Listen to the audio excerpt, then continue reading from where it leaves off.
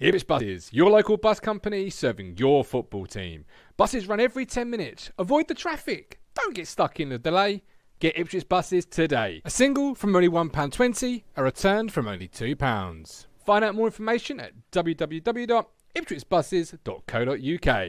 Ipswich Buses, proud to partner with Talking Town.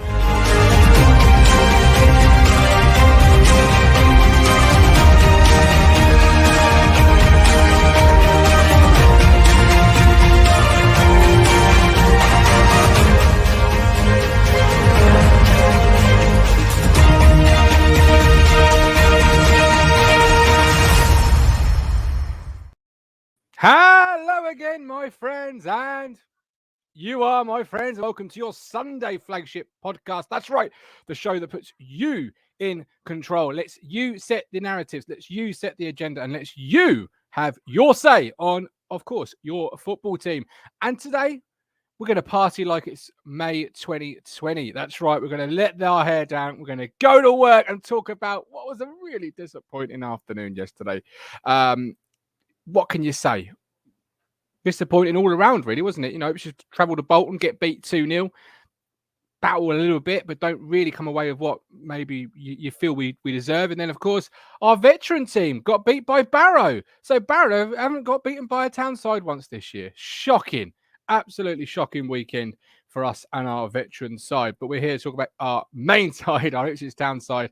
Lots to get through, really. Let's talk with some comments from our chat first. A Spaghetti was in the chat nice and early. Love that. He says, it was disappointing yesterday. Really got me in the feels when the home fans started singing Ipswich get battered everywhere they go as well. But having done the double over us, they can have that. 7-2. Absolutely. Welcoming Lee. Welcoming Colin, who's out with his grandchildren today. Lloyd, YouTube member Lloyd, thank you. And Matt Stannard, welcome in. Chris Wright, a bit of a setback yesterday because I think we all felt we had excellent momentum going into this game. Unfortunately, old habits reared their head. More work to be done. Absolutely, old habits did. Hock, Sarah Davis, all in the room. Matt Stannard, Gov, got to give a shout out to the Market Men. Yes, we have got a little feature coming up about the Market Men who won their FA trophy against Yeovil, and kudos Marcus Garnham saving a penalty, scoring his pen and then saving the final one. Absolutely. Before we go any further, huge thank you to our TT Fifth Stand Ultras.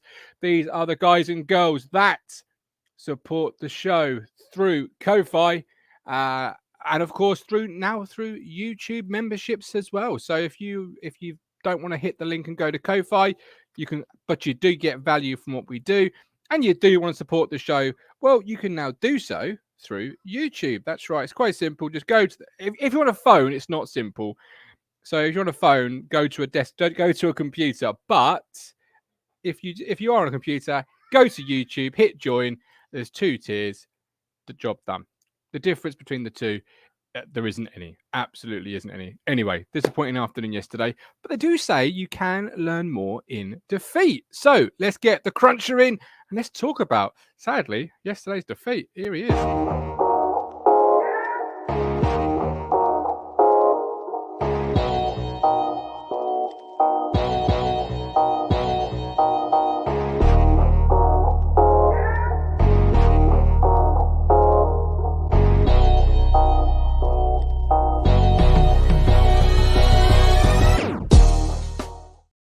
Mr. Moss, welcome in. How you doing?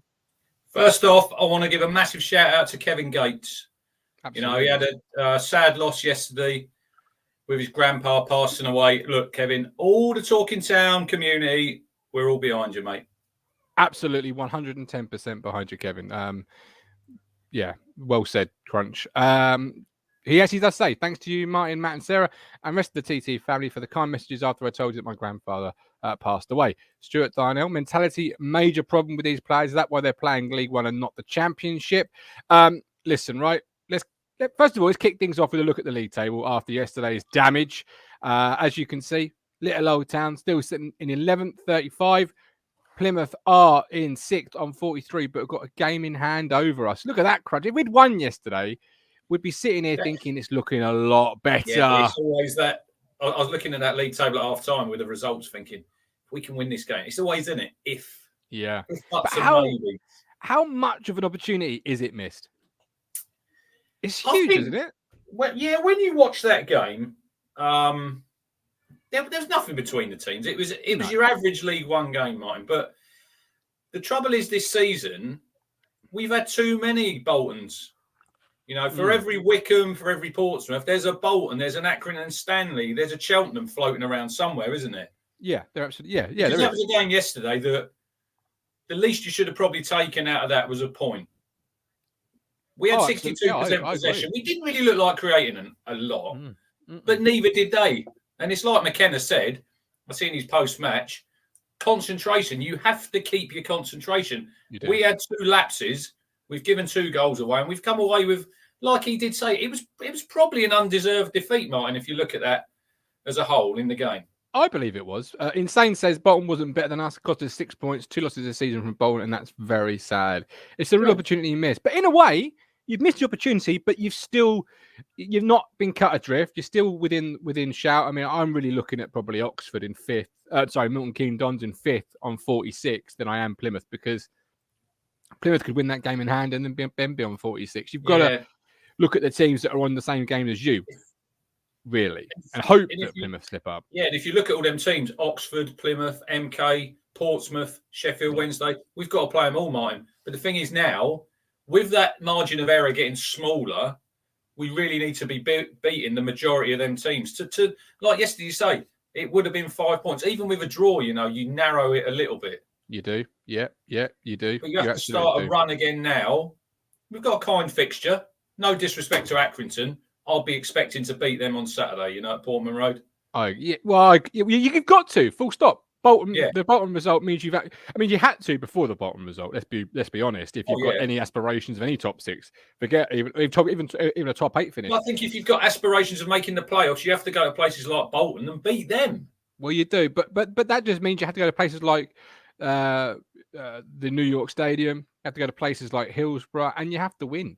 Now you have to win, or at least get 4 points out of those two games. There's no ifs, buts, or maybes.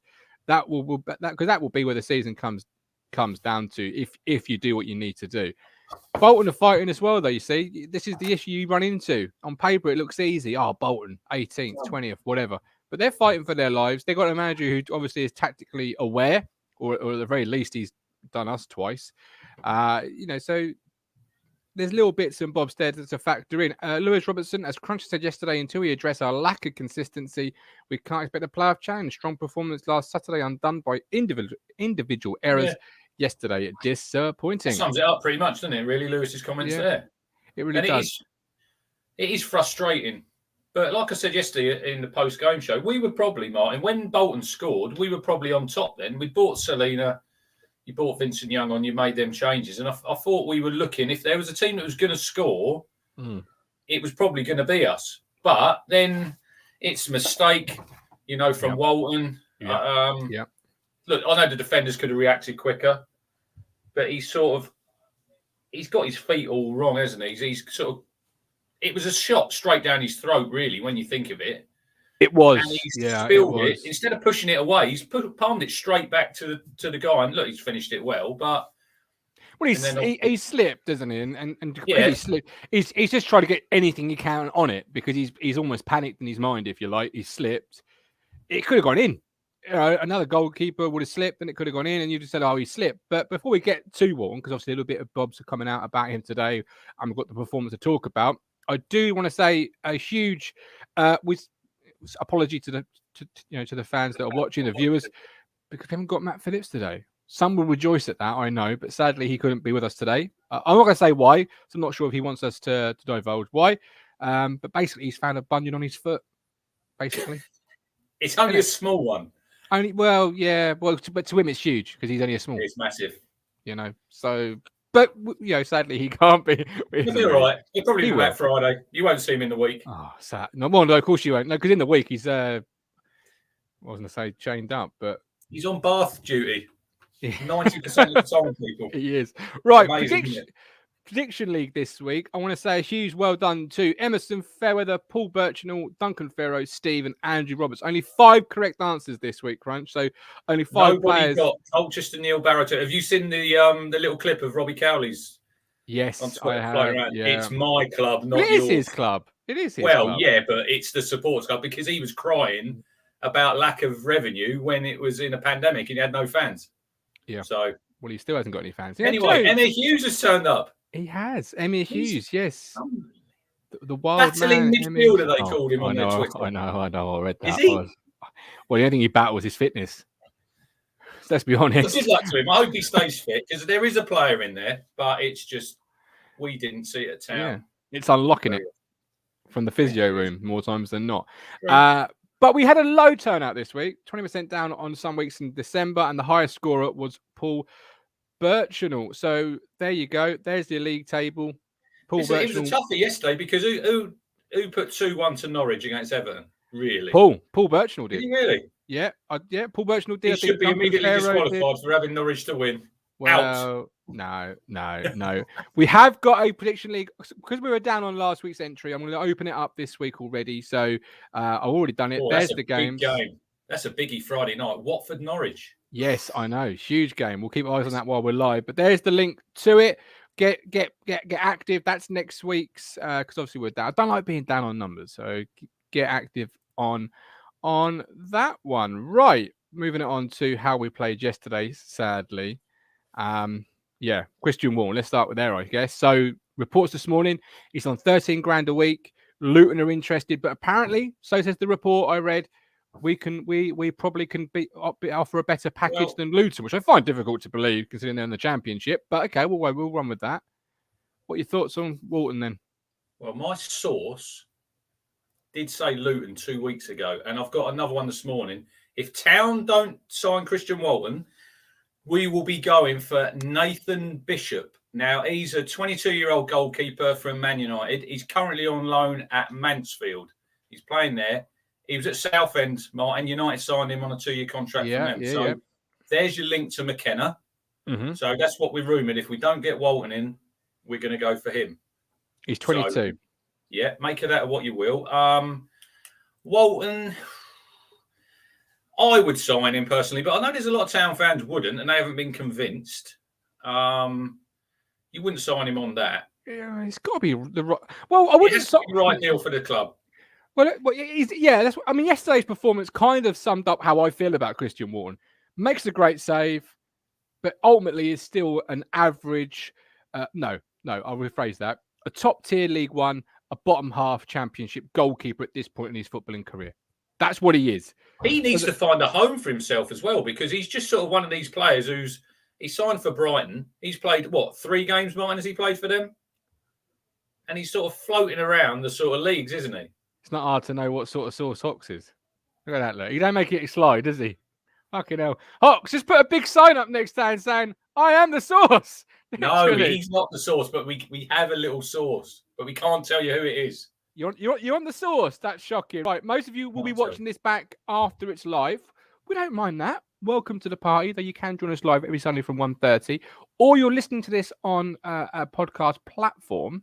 Just to interrupt this little conversation we're having. So hit the like button if you're watching on YouTube, and leave a 5-star review if you're listening on podcast. And now, talking of podcasts, Martin has made the cricket show. That will be as an audio as well. So yes, it will. Tuesday night, 8 p.m. We are going to be picking apart the absolute shambles that was England in Australia. See the commitment of the Gov. My night off, my one night off, I only get a week. And he goes, Tuesday, 8 p.m. Oh, yeah, all right, whatever, fine. I don't need time off, do I? I don't need family time, Rich. That's fine. I don't mind. It's good fun. But how many likes do you want for today's show? Set the likes total. How many watching so far? Look, we know our average viewers is between, it's 1,000, right? 1,000 to 1,500 every week watch this show.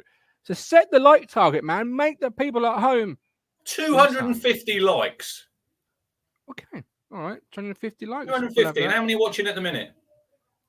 At the minute, we've got 90 on YouTube at the minute. So come on, everyone who's watching on YouTube, hit the like button. There's no excuse not to. It takes a second. It only takes a minute, girl, to fall in love. We could do something. Actually, Matt is a musician. We could do something with that. With it only takes a second to hit the like button. There you go. Look, Jamie Allen says Nathan Bishop is quality. I know someone who was at Southend with him. Well, I was going to say, going back to that conversation there. Nice little segue. Thank you, Jamie. Man United actually signed this guy from Southend for an undisclosed fee. So that fills me with a little bit of confidence, because anytime a top team actually has a scout recommend and they go and purchase, they must see something about the lad to do that initially.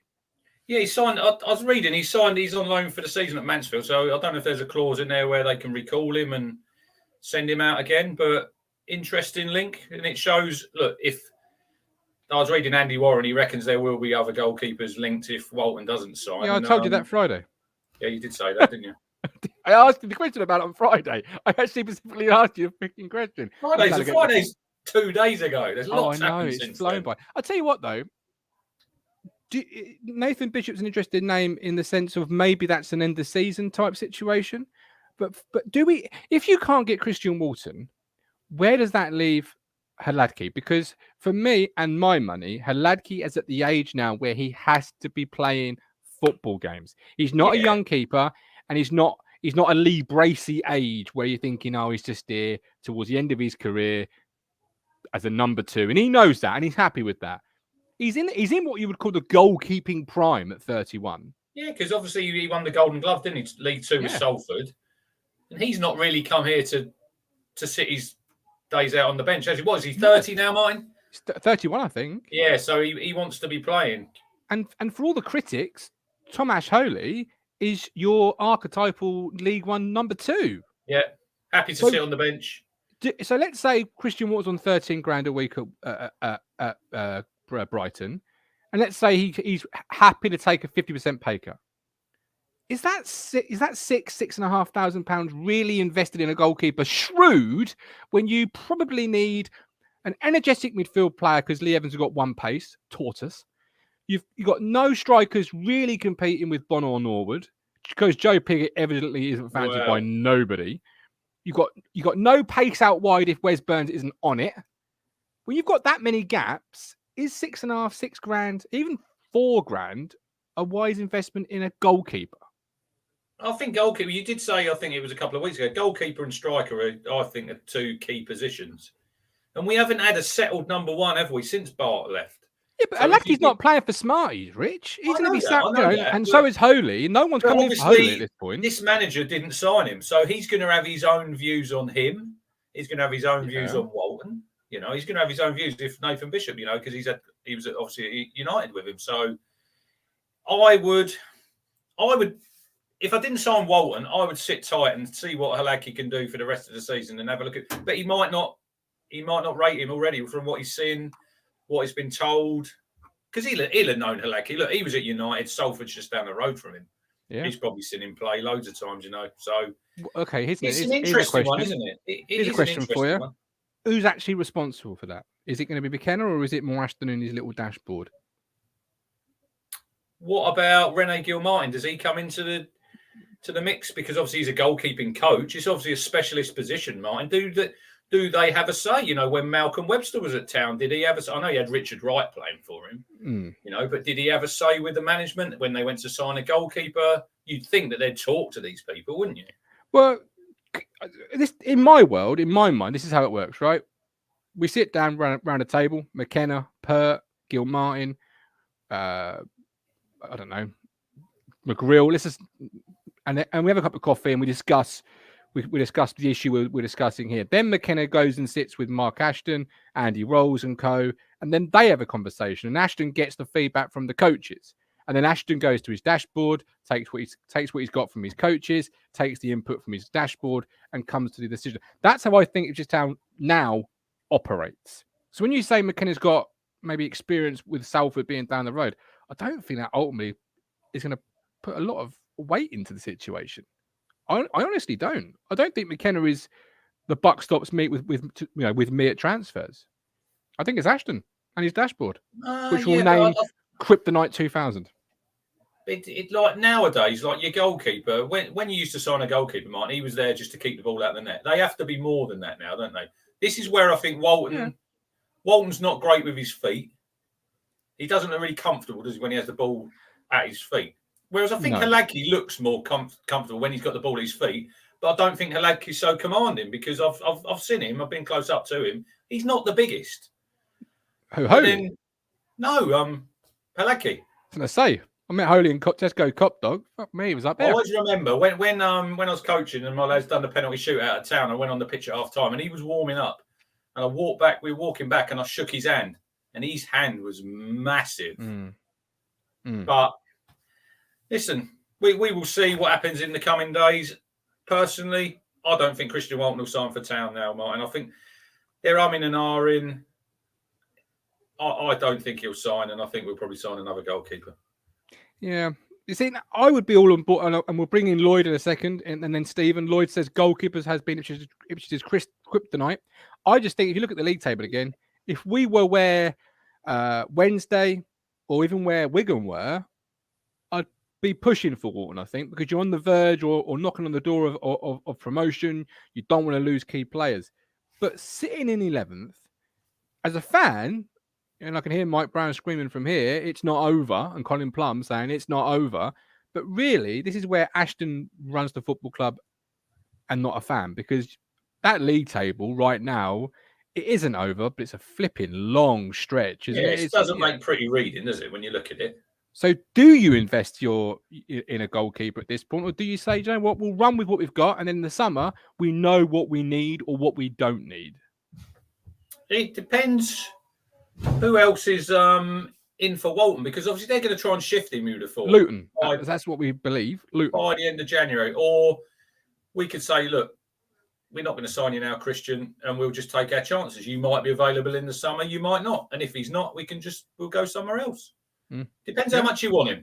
Depends how much they want to sign him. And I think personally they could, if they did sign him, Martin, he's at an age of, he's 26. You're going to have him for a good number of years. Oh, you're like, yeah. But if Luton come calling, and Luton are in the Championship, and I know Luton, when you think of it, look at the stadium, but they're a Championship club, and we're not. And this is what they can offer him. And Walton, he's going to want to probably play as. What would you do if Town and Luton were in for you? Where would you go? Oh, I'd go to Town. I'm a Town fan, but if I wasn't a Town fan, if I was Christian Walton, I'd probably go to Luton. You probably would do.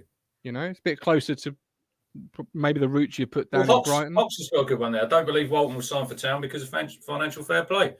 Does that open it up somewhere else? If, say, you wanted to sign someone else? Well, it's not FFP in League One, is it? It's SCMP, and that works a little bit differently. And there's a little bit different rules. We've gone into it a little bit in the past, but we've got Lewis Robinson. If we're going to get Walton back now, I think it'll be in the end of the window if no Championship move materialises. Ian's comment there. If you think Norwood isn't good enough for the Championship, then we need two strikers because Bon is nowhere near Championship. I think I did say that on Friday when we're talking about Bon and we've got him for the end of the season. It gives us both parties like a good chance to look like. I said here, if I was his agent, I'll be telling him to sit tight. Then Macaulay Bon is only 26, so he's now going to be entering what you would probably class as the peak as a striker between 27 and 31. So, there's a lot of development that can happen with Macaulay Bon. Whereas James Norwood, for me and my money, he's gone past, or he's now leaving what you would traditionally call the peak of his career. He's on for 31, isn't he? Yeah, absolutely. Lloyd, you've said two great comments in the chat. Hey, gents, goalies are expected to be more passers and mobile than they were 10 years ago. Welcome in, Lloyd. How you doing? Hello, thank you. YouTube member Lloyd, look at this. Yeah, I know. Thank you very much for supporting the channel. So, Walton, talk to us. What are you saying? There's been a lot of umming and ahhing, isn't there? Sorry, let me just turn my TV down. Yes, please. What are we watching? Sky Sports is talking about Benitez. Oh, he's got to go. Oh, yeah, he's on the way out, isn't he? I read this morning. It'll be announced tomorrow. Yeah, because the Rusiri brought him in, and now he needs to decide if he wants to kick him out. Because apparently they wanted to get who's the Belgian manager? I can't remember his name. Rafa Martinez. Yeah, they wanted to get him back. But anyway, that's everything. Anyway, Christian Walton. Christian Walton. Yeah, they've been umming and ahhing about apparently the price, and then obviously they want to move Christian Walton to a Championship. So I just say leave it. Just leave it. It's not worth it. Not if they're offering us a price of 2 million, I wouldn't go for it. I'd value him around 1.5 million, and I'm sure because obviously the whole player trading and scouting network is very much keen to the American ideal. So you have a big old whiteboard, similar to like what they do on draft day. They'll have a big old whiteboard with names and their opinions and who they evaluate. And I'm sure they'll have a few goalkeeper names on there, even some surprise ones. Nathan Bishop, does that tickle your fancy, Lloyd? I don't really know much about him. Where is he from? He's at Man United, but he's on loan to Mansfield. And has McKenna managed him? No, he was there. He was at Man U when McKenna was at there, Man so United. Well, if that's the key, why not? But I'm sure the town scouts are searching high and wide, and they'll have an idea of who they want, and they'll pass it on to the relevant people, and they'll have this choice to make. And I'm sure McKenna will have a choice. Obviously, he's not the manager; he's a coach, but I'm sure they'll ask for some input from him. Yeah, but how did you see it yesterday in terms of Christian Walton's performance? Because he made a good save in the first half, and then obviously second half. I mean, you could even argue for the second goal, while it's definitely Edmondson's fault, his starting position doesn't suggest he's offering himself to Edmondson to even start with. Because how many times have you heard Bolton do a good save and then it's been deflected into somebody's feet and it's been scored? So he's not pushed it away. He's just kept it in the danger area. Again, you could say, Lloyd, that your defenders should be reacting exactly. quicker. Yeah, they should be. Absolutely. Honestly, it's not all Bolton's fault. The defence played awful. How many times do we hear Edmondson and Thingy have problems at the back? Wolverhampton. It's just too often. Wolverhampton. It's too often. You can't do that during the whole 90 minutes. You need your back three, or back two technically, to be on it full 90. Totally agree. And how many times has a simple mistake or a little error cost us? Too often.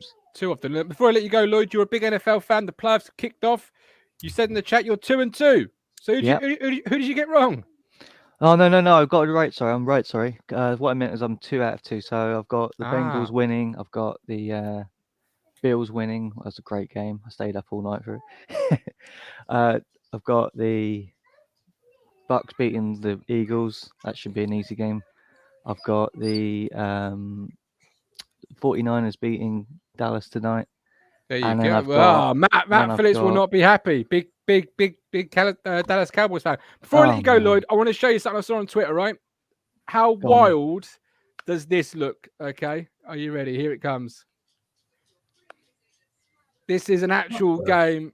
I know. Oh my God. Literally wild. No headgear on. Nope. No headgear. Nope. Nope. That first hit, though, makes me look ready. Have it. God, can you imagine the CTE in that? I mean, I saw it. Look, this league looks wild. I saw it on Twitter and I was like, well, I've got to show Lloyd that. That's mad, right? That is mad. Especially, because everyone thinks NFL is a bit weird, two grown people running each other. But people don't realize how fast they're actually running. They're at sprint speed, clattering into each other. There you go. Madness. Lloyd, enjoy the football. All right, thank you very much. Look after yourself. Stephen, you were there. Stephen, you were there yesterday. Hello. Is that your first game on the McKenna? It is, isn't it? It was, yeah. I was looking for. Never go again. Never go again, Steve. I blame myself for yesterday. I blame myself entirely for yesterday. But no, at the end of the day, I still enjoyed it. I still thought there was things there that I didn't see on the Park Cup. Even though we lost, and everybody's going, "Oh well, we lost, and it's a disaster." Well, we're going to lose eventually, sooner or later. And I think, hang on, rewind. You said we go unbeaten for the rest of the season. Well, I could be wrong, can't I? He did. At least I admit when I'm wrong. The top and bottom of it. Crunch made a good point on Twitter yesterday. Yeah, he'll learn more from this than what he would have done if we'd have boxed him. Yeah, I agree with because that. Yeah. You can see that they've got failings. Up to now, there's been no failings. And there's been no worries needed to tinker with. And everybody's been going, same team. And we all know the same team wins nothing. Mm. We never look comfortable with same team every single game. Unless we've got the right squad. And he put the same team out.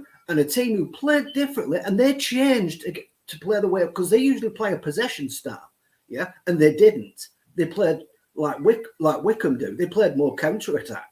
If you ask me, we were having all the ball and they hit us on the break, and maybe they negated our tactics slightly. But at the end of the day, it's just down to simple mistakes. You know, could we have made more chances? Of course we could, but we didn't. These happen. This is football. It happens. You know, we just have to sit down and go, well, that's what happens. You know, I still enjoyed the game. I think there was more positives. There were positives that we can take out of it. Unfortunately, Stephen, with this group of players, it's happened too often this season. And that is why we are sitting 11th in the table. It has, but we have to look at it from two different perspectives now, like we did when Paul Cook took over. Yeah, we have to look at it from the Lambert perspective, and we can't blame Lambert for Paul Cook for what happened under Lambert. Same as we can't blame, you know, McKenna for what happened under Paul Cook. You know, the damage, like you said, was already done. Yeah, the damage was done after 2 months. You know, you can't drop points against Cheltenham and Morecambe and people like that and expect to challenge. That's delusional thinking. You know, absolutely spot on. You just end up having to do more work than what is needed. You know, Wigan aren't up there because they're better than us. They're up there because they're just damn sight more consistent than us. You know, and they get the job done when they need to. They have wobbles, of course. Very true. Everyone's got a wobble up there. So Sunderland. Sunderland's had some of the biggest wobbles. They're still up there because they've done the job when they needed to. And we didn't. We started off the season absolutely appallingly. And we can't hold him to account for this. All we can do is do what we said we were going to do when McKenna come in. Come in, do you the best you can. We're not asking for a miracle because it would have been a miracle. And we're not asking for a miracle. Just do the best you can. Try and get the team playing in an ethos, a direction. I think he's trying. He's only had 3 games. We can't exactly expect miracles after that either. No. And I think we will get there. And we may have to sit here at some point and go, well, we'll focus on next year. Now, I don't think the owners are going to be too bothered with that. They won't be impressed. They won't be happy about it. But it's better to be moving in a direction than not moving at all. You know what I mean? Well, yes. You're spot on. But the consistency thing, I want to sort of just press into that a little bit because why aren't we consistent, Rich? You know, when you've got a bench of Aladgi, Burgess, Vincent Young, Carroll, Chaplin, Selena, Piggott, with Fraser not on the bench, Raheem Harper not on the bench, you've got the quality in the squad.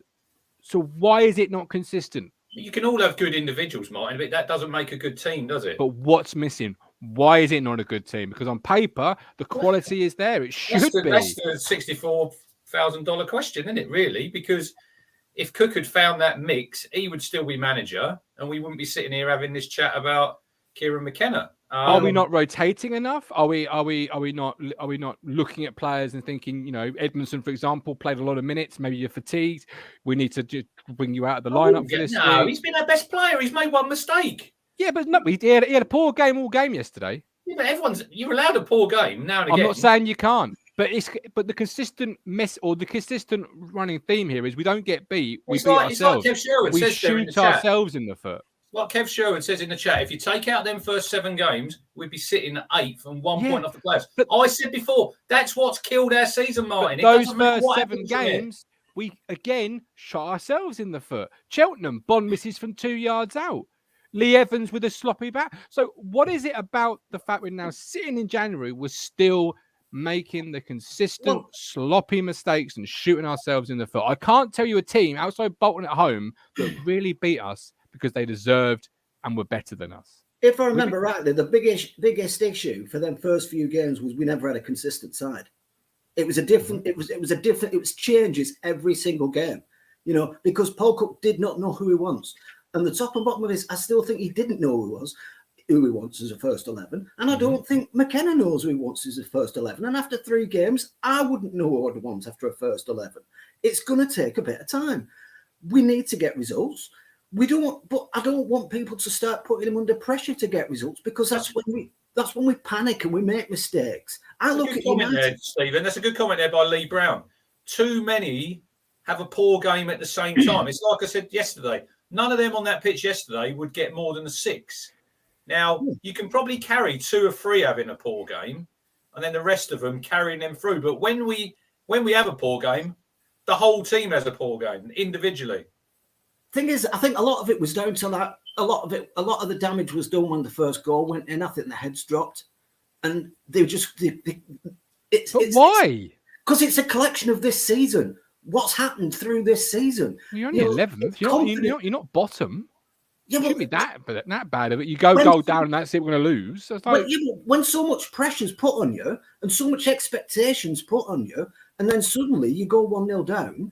Yeah. Pressure to beat Bolton, who in the bottom 5. Of course, there's fucking pressure to beat Bolton in the bottom. That's football. That's just my point. So when they concede a goal, which does happen, like did Newcastle expect to lose to Cheltenham? No, it does happen. Cambridge. That pressure is severely. It really gets players, and it really gets into their minds. You know what that says to me, Stephen?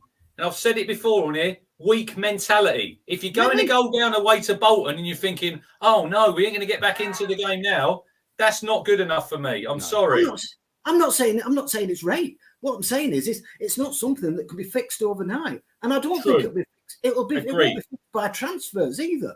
Yeah, because some of these players probably are good players. We need to root out the ones who were not. We need to root out the ones, but that won't happen in a couple of weeks. Like everyone's expecting it to be happening like, oh, we'll win next week, we'll do that, and then we'll go on a charge. We probably won't.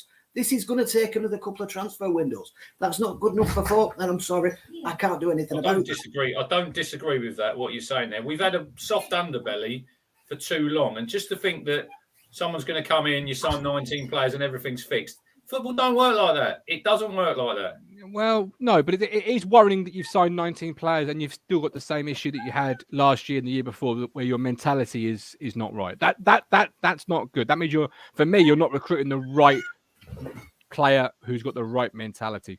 Because you used to look at United. That should be fixed. Exactly the same thing happens there, and so it doesn't matter where you are. You could be the best club in the world. You could be the poorest club in the world.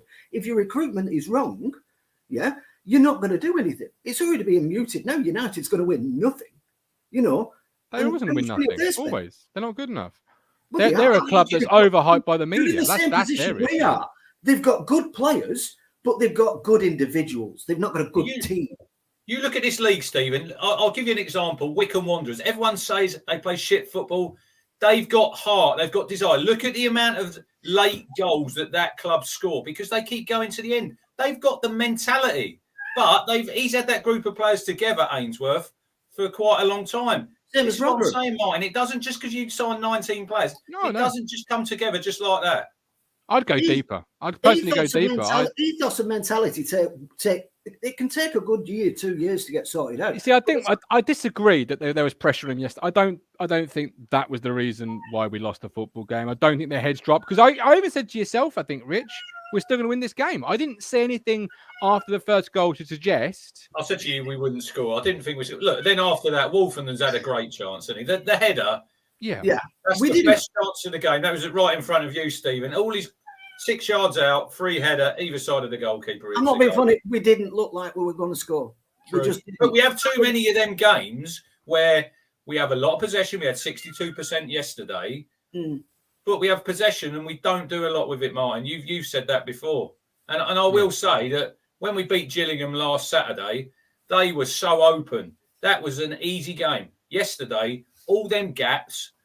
Like I can't remember. Was it Matt who was on last night on the show, Martin? The two wing backs, Penny and Burns, they pinned them in. They couldn't get around the sides. Everything was going through that middle, and it was just a bit of a mess of a game. So look, you have to give credit to Bolton. You have, absolutely. Hock says someone sort Steve a pump to calm him down. Absolutely, Steve. We love you.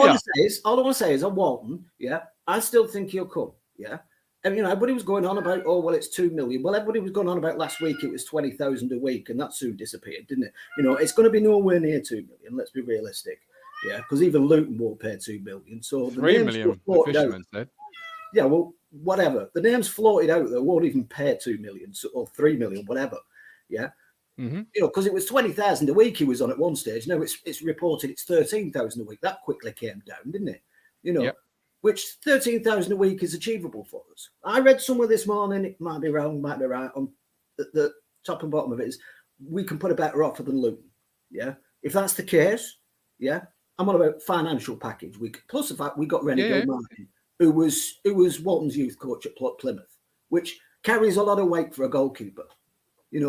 when you're goalkeeping coach when you're a youth, you know, is it a club that carries a lot of weight. So I think we can put a good deal together for him, and it wouldn't surprise me if he comes tomorrow.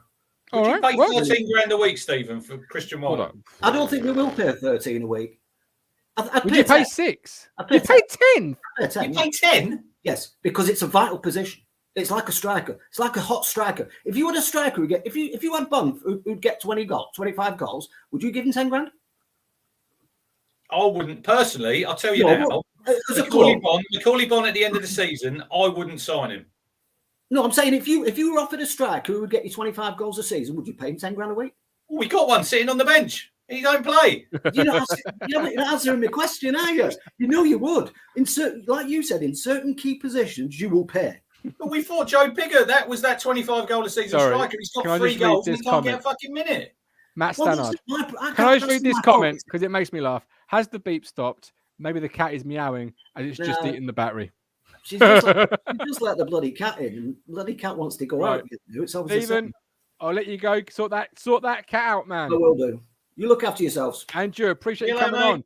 Got a few comments before we get some goats, then we'll come back to the town chat. Matt Stannard, could you not say it's culture? That takes time to change. Once bad culture has bedded in, dare I mention a certain black door? Does he mean? What does he mean with that? No. Let us know what you mean with that, Matt. Lewis O'Connor, will we give accurate and hiding Saturday and the Bolton game will be forgotten? This league is so pony. We're steering for a shout. Lewis, because there'll be another Bolton somewhere around the corner. And this is what I said to you. There's too many of Bolton, of your Cheltenhams, of your Accrington and Stanleys. And that is why we are 11th.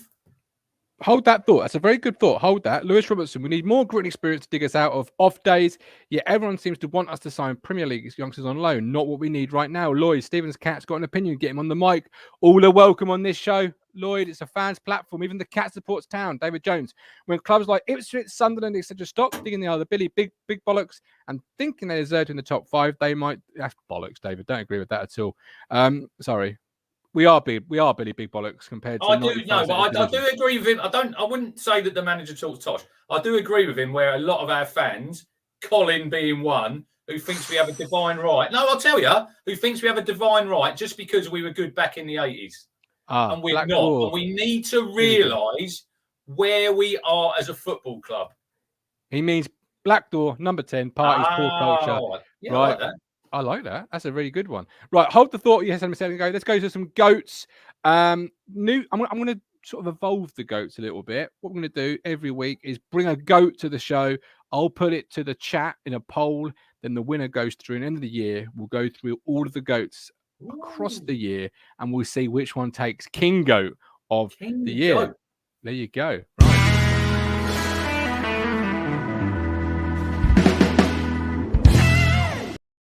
What's got your goat? Rich, what's got your goat?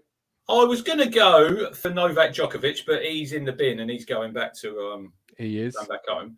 I want to talk about Arsenal had their game cancelled against Spurs this afternoon. The derby, yeah. Now they're saying COVID, then it's injuries, then it's the African Cup of Nations. Now, if I'm Arsenal and I'm Mikel Arteta, I'm going to try and get that game cancelled because I know I've not got my full strength 11. When I play Spurs, probably their biggest game of the season, I want my full first team available. Absolutely. But the thing is, they set a precedent, didn't they, the Premier League, with all these games that's been cancelled. Now, it started off as COVID, didn't it? I think Arsenal have got, Odegaard definitely has got COVID. They've only got 1 or 2 COVID cases, Martin. Yeah, it's injuries, now, really.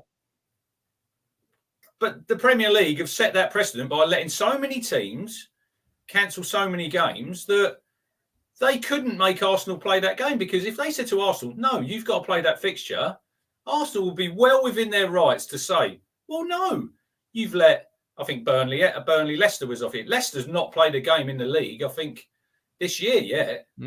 So they've sort of set their stall out and now basically teams are taking the piss. Yeah, they are. They are, aren't they? Yeah. As Gary Neville said, we've got to draw a line in the sand and because something's got to be done. But this is what happens when, and we find it at our level as well, when the football clubs lead the league in decisions instead of a league having someone who makes decisions for them, because look at the way they end the season. Look how Wickham got promoted, really. Absolutely. They look let at recently over our own Christmas period where you had teams, you could argue maybe like Gillingham, Lincoln, etc. There seems to be a lack of decision making at the top level as a competition, and it's more led. But I heard on the news the other day, Premier League managers met together to discuss it. What the fuck have they got to do with it? They should be set down. It's like you said, football clubs have football players to play games. Arsenal got football players there, under 23s, under 18s, outstanding youngsters. We played against them; they beat us. Now, it's like Burnley having their game cancelled. Yeah, well, you've just sold a player for 20 million. Arsenal, Ainsley Maitland-Niles, loaned to Roma. Balogun, they've loaned to Middlesbrough just last week, and now they're claiming they've not got enough players to play. You've made your bed, lie in it. You know what I mean? That's that's a good go. I like that one. I like that one a lot. But then I know what will happen later on in the season. The teams will be moaning that they've got too many fixtures to play. You can't have it both ways. They seem that they want to have the cake and then they eat it. I understand Arsenal because everyone else has had their games cancelled, so they're going to want to cancel the game. I get that, but it's the Premier League they've made their bed now, and it's their own fault that everyone else is going to take the piss. When some of these youngsters, like Chelsea, how many youngsters have Chelsea got out on loan? About 400 million. That's what it seems like every single year. No, I agree. Great goat. My counter goat to that is the word scapegoat. When fans use it, I guess so and so's a scapegoat. Now. I see that on Twitter. Flipping, that grinds my gears because it's normally about a player who's played shite 8 times out of 10, right? Let's talk about Macaulay Bonne. He has one bad game, and then you say, "Oh, it's all Macaulay Bonne's fault," possibly scapegoating. If you play poorly 80% of the time, that ain't scapegoating. That's just being truthful and honest. But then I'll counter that with Macaulay Bonne. He's a Town fan. He gets a easier ride than certain other players. Possibly so. But you wouldn't if you heard, let's say, myself saying, "Oh, Bonne's fault. We didn't score. That's Bonne's fault." Every other week, you wouldn't necessarily say it's scapegoating because he's played well enough to say, "Well, he's not been doing great." But someone like Matt Penny, he's a new scapegoat. Well, no, he's not a scapegoat. He's just not playing very well. So when people say, we were told about Matt Penny in the summer what he brought to the table, and it's exactly what we were told. There you go. Ian Davis says, "Bonne one bad game, get real." No, I think he's had a few more than that. It was just an example for the word scapegoat. So that's my one, scapegoat. I hate it when fans use it. I hate it. It makes me cringe. It's rarely anything. I agree with him there. Bonne has scored one goal in how many games? 15? Oh, yeah, no, absolutely. No, so Joe Pigott, why does Joe Pigott not? We've talked about this before on here, and we're probably going over old ground. Not fancied. He's not fancied, evidently, by whatever. I think he'll go in the summer. He needs to go now, just for his own personal development. Right. That's not me as a fan, Stan. I want him gone. I'd love him. I think he'd be great for us. I think he works hard. I think Wimbledon will be a big game. Hopefully, he gets a game there. But yeah, the word scapegoat. Normally, it's I like Matt Penny. You don't. So Rich, you're scapegoating him. It's just called having an opinion. And I see on Twitter yesterday someone saying about Town fans moaning who didn't go to the game. Just because you didn't go to the game does not mean that you're not allowed an opinion, because there's streams you can watch the game now. You don't just have to be at the stadium. I know we have a laugh at Mike Brown, that he doesn't go. Mike does actually watch the games, Yeah, well, the poll is now in the chat. We will check back in that in a second. You got Cruncher's go and my go. Which one is the go of the week to go forwards to towards the main end? Right, you said a while ago why there'll be another Bolton, another Accrington, another Cheltenham.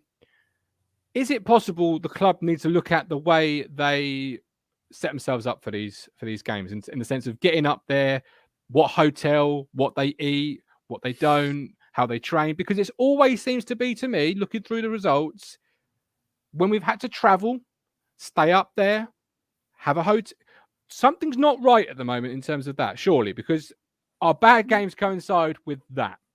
Well, I wouldn't say yesterday was a bad game because it was. We lost. It's a bad game. I know we lost. Yeah, we did lose, and it's winning or losing. But I wouldn't say we were terrible. I wouldn't say Bolton were miles better than us. It's like I said before, like Kieran McKenna said before, concentration, Martin. That keeps every time often I get people in my chat that's right VUM.NGO, and I've never got a clue what the fuck it means. I blocked every person who says it. Not got a clue. Does my nut in. Anyway, but I'm just thinking, like, are they not sleeping well enough? Are they not getting enough or going to bed early? Are they not getting their quick? Because something from the outside looking in and being an NFL fan, I'm always looking for that extra 1%. That £1.49 from Neil Perks. Thank you very much, my friend. I appreciate that. But I'm always looking for that little bit extra, that 1%. What are we not doing that we could do better or start doing? And for me, something's not right with either how we travel, how they sleep, what they ain't gone up there. They stay up there the night before now. Because even Burton, they didn't play well, and then they lost or drew. No, lost there, didn't we? 2-1. Yes, missed the penalty. You're right. Yeah. So something for me, that's what I'd be looking at if I was McKenna, if I was Ashton, if I was Andy Rolls, because yes, the occasional mistake, but we're too consistently poor when we travel. Yeah, I don't disagree with. But then does it give us a given right to go to Bolton and win, to go to Accrington and win? It doesn't. We have to turn up on the day, and you have to win once at Accrington, Stanley, before we go up. Amy said she's not going again because I think they always lose every time she goes there. I don't think so. I see Amy on Twitter yesterday saying she's not seen Town win in 2 years. I know she does the Northern games, doesn't she? She's never going again. That's she'll go again. They'll win one day. But look, we've got soon away. We've got back-to-back. We've got to go to Fleetwood and we've got to go to Morecambe. Now, they're 2 games coming up. I know they're a few weeks away, mine, that we should be expecting to take 6 points. But we can't sit here now and say, yeah, we'll go there and win. We'll beat them. Because we've seen it all before when we go to these games. Smaller grounds. I wouldn't say, look, you've gone to a smaller stadium. Look, the Reebok, I don't know what the crowd that was there yesterday. It was a good atmosphere. You got good facilities. It's a good pitch. It's not as though, I know we went to Accrington. It was a filthy day. It was raining.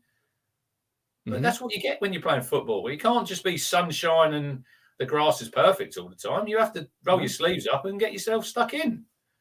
Yeah, I'm just looking. If you look at the Burton, we got beat. You're looking at Accrington Stanley, we got beat. We beat 9 games. Yeah, we've lost as many as we've won. Sunderland. It's always the games when we really have to commit to a travel itinerary.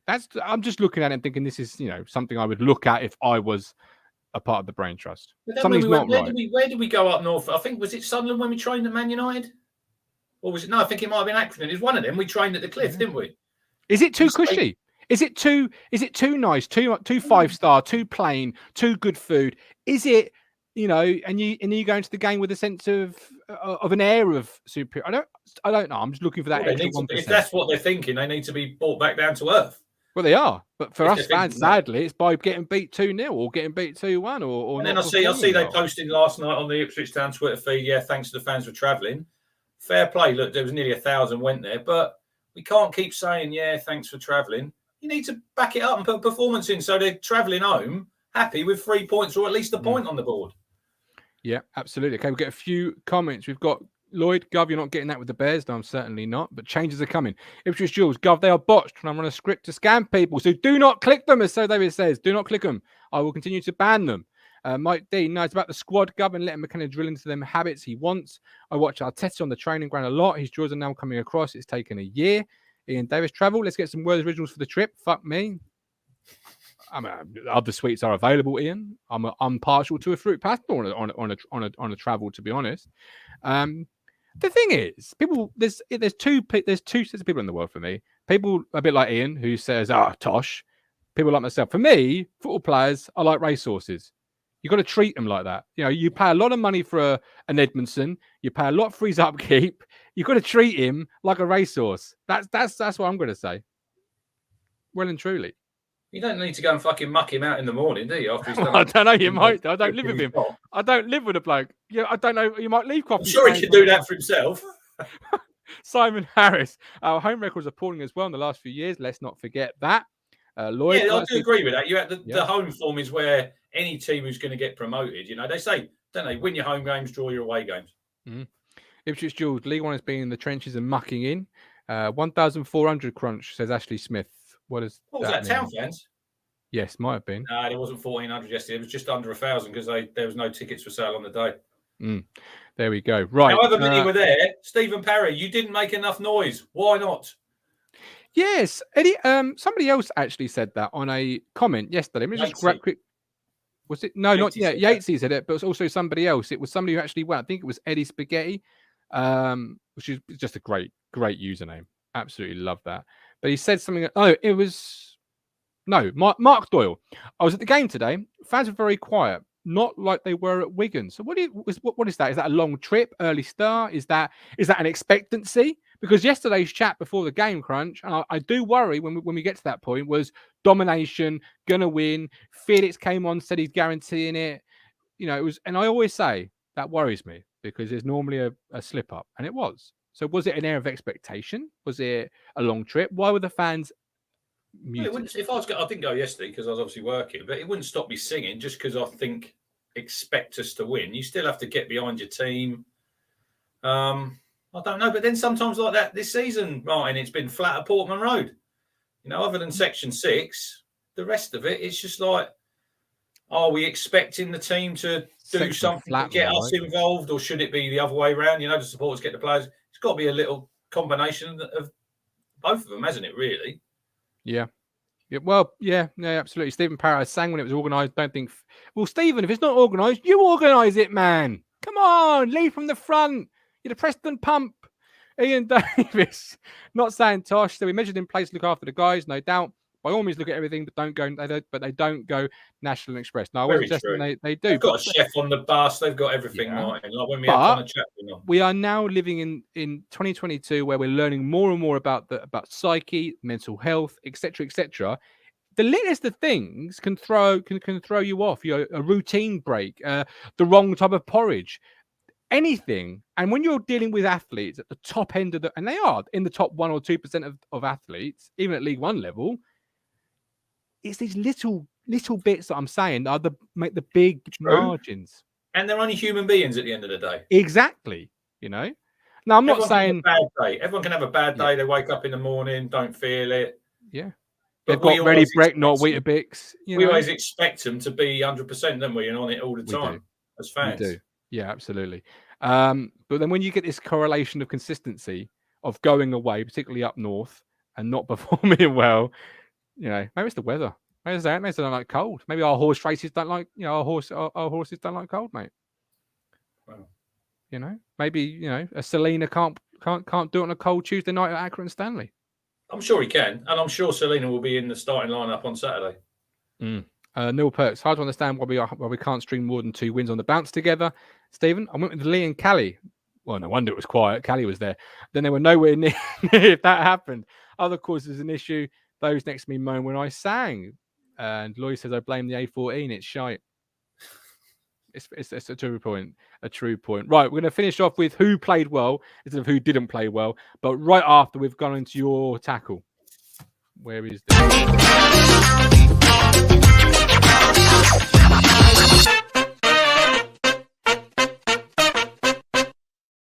Crunching tackle. We've not had crunching tackle for a long while, have we? In Goats and Mogul story, but we haven't. We've brought it back for 2022, haven't we? The first one. We have. This is it. This is the big one. This is it. Make it a good one, otherwise we'll never bring it back again. Well, nowadays, when we had Paul Cook as manager, his interviews before the game, sometimes, he had the voice changes, but he was saying the same things over and over again. You get that a lot with managers nowadays, isn't they? They're just sound bites. Yeah. Not really answering the question. And I see Aldershot's manager, Mark Molesley, yesterday. Oh, it was on Friday, actually. He was talking before the FA Trophy game at home to Bromley. And this is just a great interview. It's just something that you've never heard before. It is. Here we go. Mark, FA Trophy tie at home against Bromley this weekend. What's your thoughts ahead of the game? If a tree falls and no one is there to hear it fall, does it make a noise? So, does a penguin get cold? What way does your bath water go? Clockwise or anti-clockwise when you take the plug out? These are questions which are going to be asked of us. These are questions we've got to have the answers to. We're always looking for solutions, and we've got to come up with solve the equation sometimes. But, Sam's had a lovely haircut. It's started to grow out now. Coops is here, working silently away. Robbie's over there. It's the first time he's been quiet today. Terry's brought a briefcase in, He's got 4 Japanese talking dogs in there. This is what we work with, and we'll continue to work hard. It's a great one. What way does your bathwater flow? David Brent type vibes. Do you know what I mean? Absolutely. Obviously, yeah, it was FA Trophy Day. They lost 2-0 at home to Bromley. Then Matt Stannard did say in the chat earlier, Needham Market yesterday, we have to give them a massive shout out. They went to Yeovil, not that long ago, Martin. Is that a young Stephen Parry, says Ian Davis? Not that long ago. We played Yeovil, didn't we? Town, they were in the same division. I went there, Hewish Park. I think it was a Tuesday night. We won 1-0. Christoph Berra scored. So yesterday, Needham Market, 2 leagues below them. The Market men went all the way down there. Yeovil played their full first team. Saturday before, Yeovil played AFC Bournemouth in the FA Cup. Yesterday, it finished 1-1 at the end of 90 minutes. Ben Folkes scored for Needham. 16 penalties later, Needham Market won 8-7. And Marcus got massive shout out to Marcus Garnham. I don't know if anyone knows about him. He was at Bury, Stone Market, Leyton. He's done the rounds in, your local football clubs.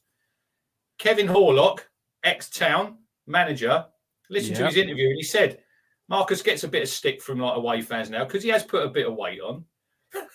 But he saved 3 penalties in the shootout. They had 4 penalties, Martin, to win the game, Yeovil. He saved 3 of them. They missed another one. Then he scored a penalty and they won 8-7 and they're into the last 16. So, look, massive shout out to Needham Market. Local football's strong. You've got Needham, Sudbury done well in the FA Cup. Stone Market are doing really well. Bury Town.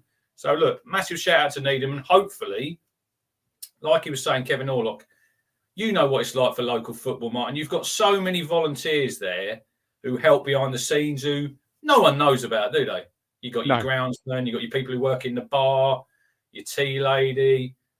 It's a massive, we've got a community on here. That's a massive community. So I'm really hoping that they get a real, I think Wrexham are still in it. Draw someone like them, Wouldn't it be great if they get a home tie and hopefully they get a big crowd down there. But look, into the last 16, beating Yeovil. Well done, Needham Market. Yeah, truly well done, Needham Market. Did you say Ben Folkes scored?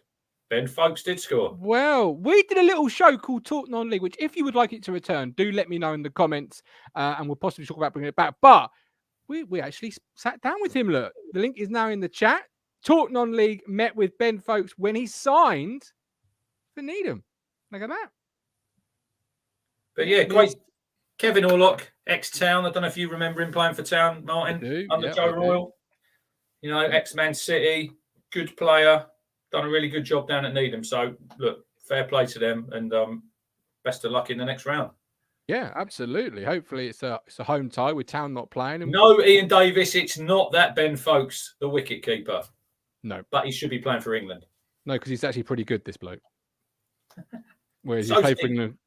Well, that's why he's not playing for England, because obviously England don't pick the best players. They just pick We'll talk about it on Tuesday in the cricket show. We will.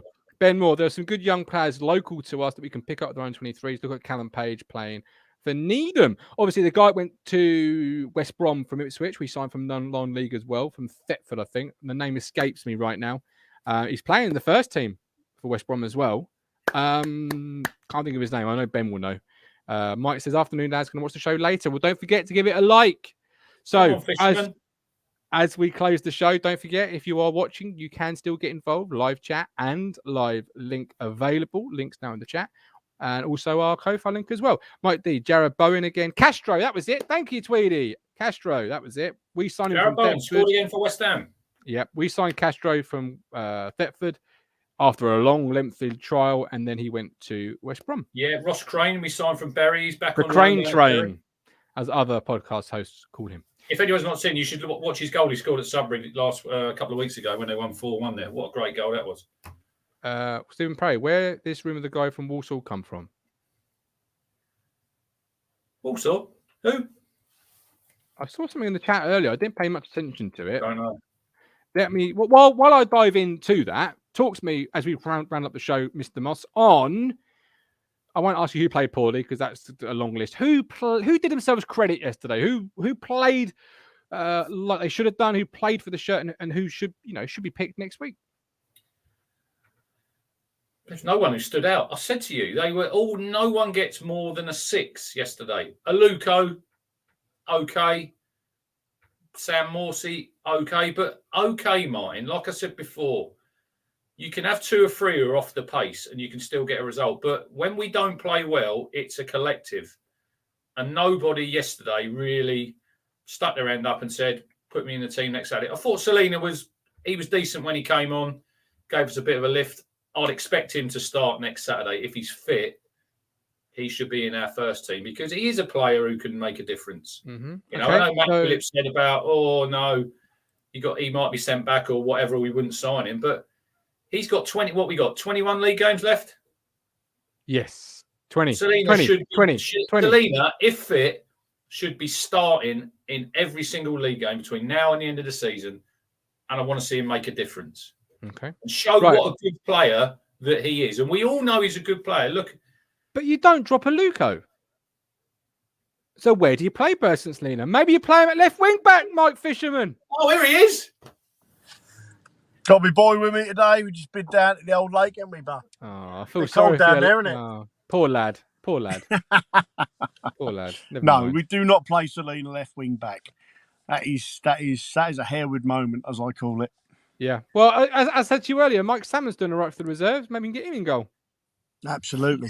Mike Salmon. Well, look. Laughs from the past there. Yesterday and wasn't it's fishing great. related. What? And it's fishing related. Salmon, you know? Oh, a bit of salmon, me. I had salmon for lunch yesterday on crackers. I'm a carp angler, mate. Carp? Crap angler, more like. Anyway, talk to me about what's on your mind. Just how some fans are losing their head over yesterday's gloss. Which is fucking ironic, is it not? This is him saying this. Him. He's keeping a straight face as well. Look at him. This is the geezer that loses control if a cup of tea's not right. This is crazy. Really? Crazy. God. What do you mean? What fans? Oh, he's frozen. That is a shame. We've lost him. He's frozen. A thank you to Sarah John, Ben Moore, and Harry Butcher, Lee Bayliss, Liam Kinsella, and Stephen Perry. Liam Kinsella, son of Mark, a tenacious, energetic midfielder from Walsall, unused sub last couple of occasions. His dad was a good player. Mark Kinsella, good player. Yeah, linked with the move to town. Nothing concrete, just a few bits and bobs that I've now seen on Twitter. What have we got here? No, nothing concrete. Nobody with any sort of what you'd call credibility. But what would you say to that? Because I think we're missing that. Someone who's got more than one speed taught us. Yeah, if you listen to Alex Maffey, and a lot of people will say he's not a great pundit, but I think you've got 2 people in our team, Martin, who do basically the same job. You've got Evans and Morsey, and I wouldn't be playing Lee Evans. I want someone in there who's got more legs than him, who can get around the pitch and doesn't block you. Who can take? He still blocked me. Who can take a good corner? Because yesterday that was another thing. We had 12 corners yesterday in that game. They had 5. We took one good corner where we dumped it right on that young goalkeeper. You know, who was making his debut, and we let him off lightly because we should have pressured him. We should have put some balls on top of him. Got players around him and see what he's got, you know, but we didn't do that often enough. The one time we did in that second half, and it nearly resulted in a goal, didn't it? So that's another thing I want to see. I want to see better set pieces going forward. That said, different day, Evans possibly comes away with a goal or 2 from yesterday. Only player from midfield who had a. This is what I was saying earlier about, are we utilising the squad well enough? Like Sam Morsey plays really well against Wickham and then Gillingham, has a really bad game yesterday. Was he tired? Was his legs off? Was he worse than anyone else? But that's not the conversation. He's on probably bloody good money, Rich. He shouldn't be. Is he worse than anybody else? He should be leading, and he is a good leader. And I do like Sam Morsey. But I'm thinking, are we utilising the squad to its full potential? Like he didn't play so high yesterday, did he? On them other 2 games, he was getting. I think he was meant to. I think we adapted it through the game. Facebook user, Evans the biggest tortoise in the club. Awful corners and lacking shots on goal. Well, he had quite a few yesterday, to be fair to him. Yeah, one in the first half, the keeper and saved. And he did actually put that ball in for Wolfenden when he should have scored. Second half, hit Chaplin. It was going in. That was nestling. That was really going maybe. bottom right. It didn't go in. Aluko had a decent chance. That one there, where he's bent it wide, a player of his ability, he played in the Premier League. He should be hitting the target, I think. There. And just to show, football's a game of opinions. Rob Lowe, not that Rob Law. Rob Law. Thoughts Evans was decent yesterday. Which, he wasn't the worst player in the world. Just his lack of speed really winds me up, to be fair. But there we go. Ian Davis, Morsey is supposed to be a championship player. He isn't. And we'll end on. What are you saying about pace? Other than Wes Burns, we haven't got a lot of pace in our team. No. I want to ask you a question before we go, right? Ivan Toney is the highest goal scorer in the championship with 31 that there's ever been, right? Sees the championship. It won't be this season. His record's about to go. Murph got 27. Mitrovic is on 27 already. Well, I was speaking to my boss this morning. He's a Coventry fan. And I said to him, he got another hat-trick yesterday, Mitrovic, didn't he? Yep. 27 goals in how many games, Martin? Ooh. 38. No, he's not played 38 games, has he? Not in the league. I don't fucking know. I'm coming up with a number. Hang on. Keep talking. I'll get the league table up because I want to know. 21.